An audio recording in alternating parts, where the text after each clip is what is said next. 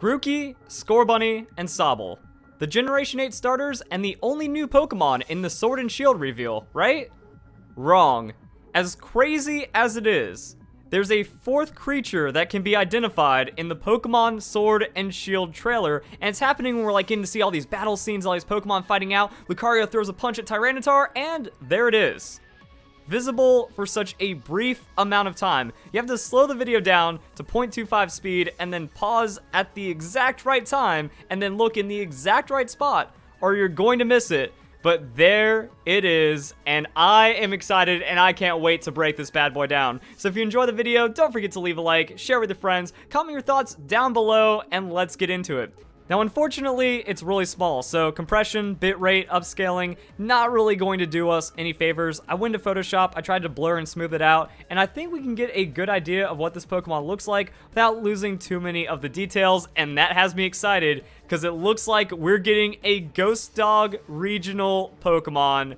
That's hype. So the reason why I think this is because the Galar region being based off of England, I've already been researching some of the folklore and some of the potential Pokemon that we're getting, and it would be crazy to not have something that represents the Black Dog Ghost in folklore. So before I go into the Black Dog and stuff like that, I want to talk about how I see this Pokemon's design, because it looks like the back end of this dog is wispy and ghost-like, and I think that is a really cool idea. So something like Casper the Friendly Ghost, and I think that also works a lot better from like a cartoony representation of a dead dog. You know, if you just think about it like that. So I mean, that would be kind of cool if this Pokemon just has like a ghost backside. Now, I don't think this is going to be an electric type Pokemon in any way because of that. One, it's kind of hard to like make sense of it because of the lore, and just because it has like that little jaggy looking thing doesn't mean that's going to be electricity or some kind of electric symbol. I think that's more on the wisp side of things, which kind of goes into the design that I mentioned earlier. So yeah, I'm very excited to see what this looks like. Now, because of the way that like we get to see this image, we don't get to see the front part, so the muzzle's kind of cut off, and it's already like very small. It's a logo to begin with, so not the full-on Pokemon, but I think it actually just has like a good hound looking design, and then it goes into Ghost, and then it goes into cultural relevancy. So that's pretty dope. Now, comparing it to other regional dog Pokemon, it feels like any typing is possible, to be honest, because we have Manectric representing that electric. We also have Rockruff, Growlithe. I mean, Growlithe being the OG regional dog, it's not just a normal type Pokemon. You would kind of expect it like, oh, it's just a dog. It's normal. It's just simple like that. But no, there's actually a lot of different ways that this can be represented, but also there are normal dog Pokemon as well, with like Herdier, the Stoutland evolutionary line, Furfrou, and stuff like that. And I think we could actually get a nice little mix right here. Looking at this, if this is supposed to be the Black Hound, some kind of representation that way, we might have our opportunity at the first normal ghost Pokemon, kind of taking elements of both. Like maybe the first stage evolution, it's just going to be a regular puppy. Maybe some kind of like representation, some creepiness around it, like it's more of just a wild dog, and then it evolves into the Black Hound and then gets that ghost typing. Herdier is also an interesting one. It seems like there would be no more perfect of a dog Pokemon to slap into an England region than Herdier, because it seems to be based off of a Yorkshire Terrier or a Scottish Terrier. Those dogs were bred in the region, and yeah, instead we just got it in Generation 5 in a New York-based region, but that opens up the door for this really cool idea that I've been discussing. And, you know, the Black Dog,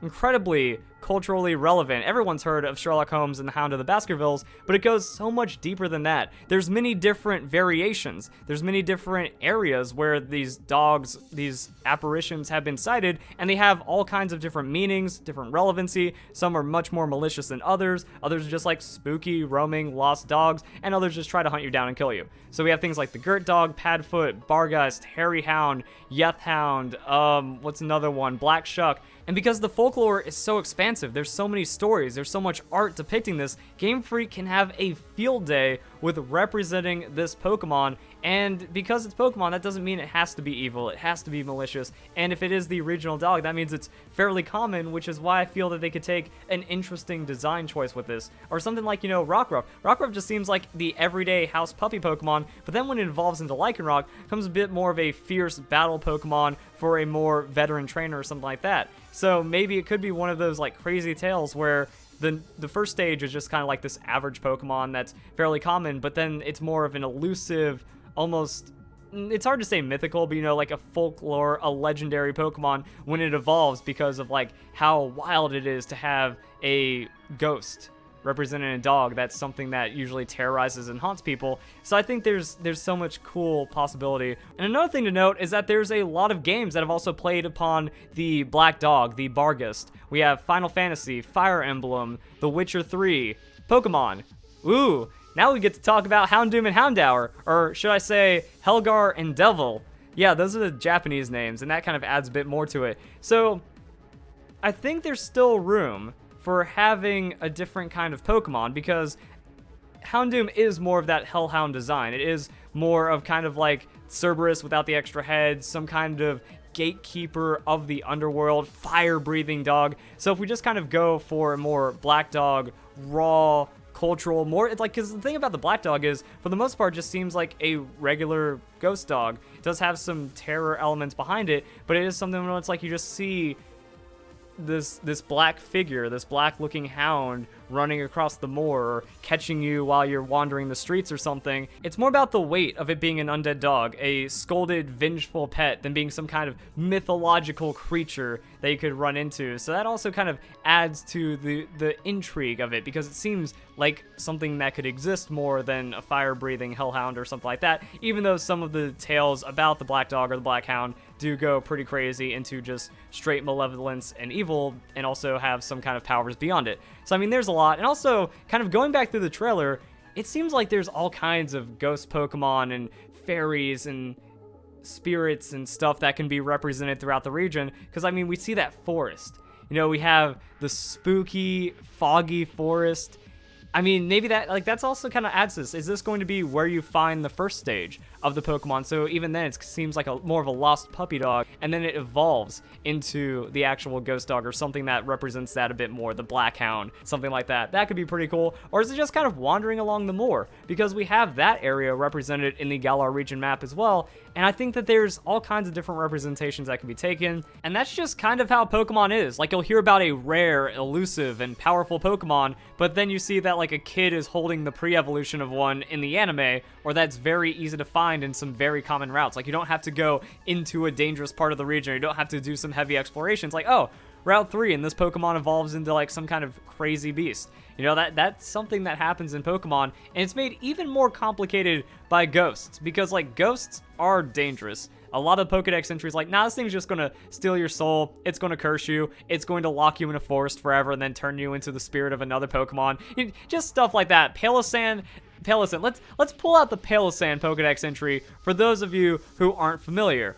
Buried beneath the castle are masses of dried up bones from those whose vitality it has drained. That's the thing about Sandygast. Like, you stick your, you know how a castle is. You wanna build the castle, and then you wanna stick your hand through it, but like the little gate opening. But no, you do that, and then your life force is gonna be sucked away by the Sandygast. And then like dried up bones. There's just dead Pokemon and creatures there, lost forever to the Palosan. Happens. Drifblim and Drifloon just try to drag you away. Drifloon tries to take kids away, but it's too late. Evolves into Drifblim, and then you get taken to the underworld. GG, just like that. So a lot of danger, a lot of curses, like your soul just gets burned up inside of a Chandelure. So that's the thing about ghost type Pokemon, which I think will make it a bit more awesome. Like Route 1, Route 2, you get this like lost dog Pokemon, and then as you go on later into the game, maybe you actually find some wild ones that are available in the moor, in one of the more spooky, foresty kind of areas, or other ghost Pokemon that kind of tie together, and then when it evolves, it's like, wow, you just evolved into an urban legend. That's kind of dope. So I think there's a lot of really cool directions that can be had with this. And also, I think that's why I like it so much. Ghost is my favorite typing, and Pokemon brings ghosts to life, that it's a real thing, that there's no doubt about it. Also, it kind of takes things from the real world that are impossible, that are mythological, that are folklore, then turn it into something common and accepted. If these things happened in such a frequent way, because you already have fire-breathing lizards and electric mice and actual legendaries and mythicals that roam the land, and the thing is, they're not as scary. You encounter the black dog and you're just on your own, and you have no way of fighting some kind of ghost. You're completely helpless to that. You're completely helpless to being cursed. But in Pokemon, you can either tame this beast, or you can have another Pokemon alongside you to fight against it, and then you can still interact and challenge something like this. So I think that's like a really cool take on it, and then trying to figure out how this black dog Pokemon can kind of develop through the region is a really cool thing as well. So, yep. What do you guys think? There's our boy. There's my boy. I can't wait to see what happens. Kind of reminds me of like the Rockruff reveal in a way. I saw Rockruff. I was like, this is a cute puppy Pokemon. So well represented in the Alola region. It felt like the Gen 7 Pokemon designs were going pretty well at that point. So seeing something like this means that like Game Freak could be upping the bar even more. That this is going to be a pretty awesome Pokemon, pretty awesome representation. There's a lot of different ways it can go, but it can also kind of show the other ideas that can be taken upon other parts of the region and the new Pokemon that we are to expect as well. So hope you guys enjoyed the video. Hope you all have a nice day. Thank you very much for watching.